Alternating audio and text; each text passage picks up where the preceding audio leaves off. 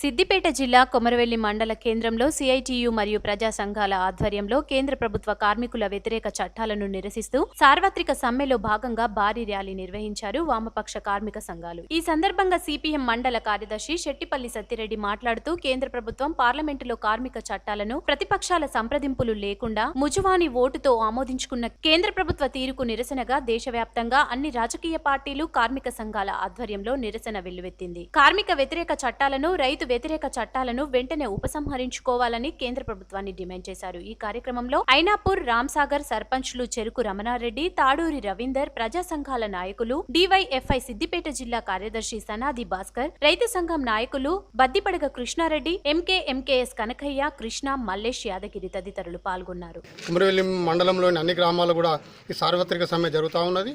అందులో భాగంగానే ఈ మండల కేంద్రంలో భారీ ర్యాలీ తీసి మన తహసీల్దార్ గారికి మెమోరాండం ఇవ్వడం జరిగింది.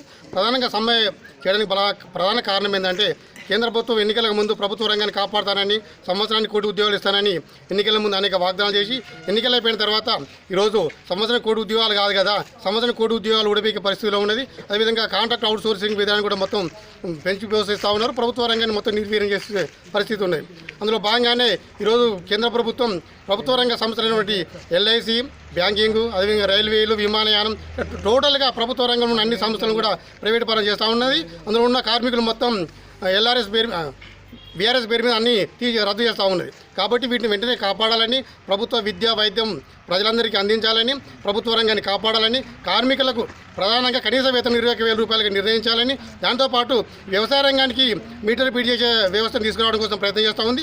ప్రభుత్వం వ్యవసాయ రంగాన్ని మీటర్ ఫీడ్ చేయకుండా ఆపాలని, అదేవిధంగా కొత్తగా తీసుకొచ్చిన వ్యవసాయ బిల్లులను వెంటనే రద్దు చేసి రైతులను కాపాడాలని, మార్కెట్ను కూడా అందరికీ అందుబాటులో ఉండే విధంగా ధరలు ఉండాలని, కనీసం ఈ మార్కెట్ వ్యవస్థ లేకపోవడం వల్ల దళారీలు పెంచిపోయే అవకాశం ఉంది.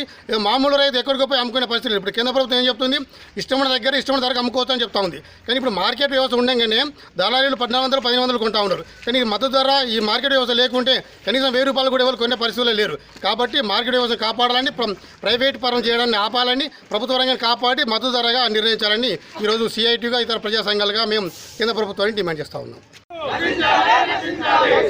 కేంద్ర ప్రభుత్వ కార్మిక ప్రజా వ్యతిరేక విధానాలు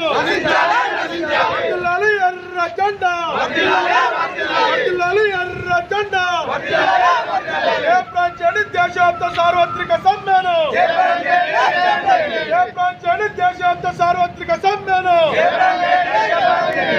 ఉపసంహరించుకోవాలి. నూతన వ్యవసాయ బిల్లులు వెంటనే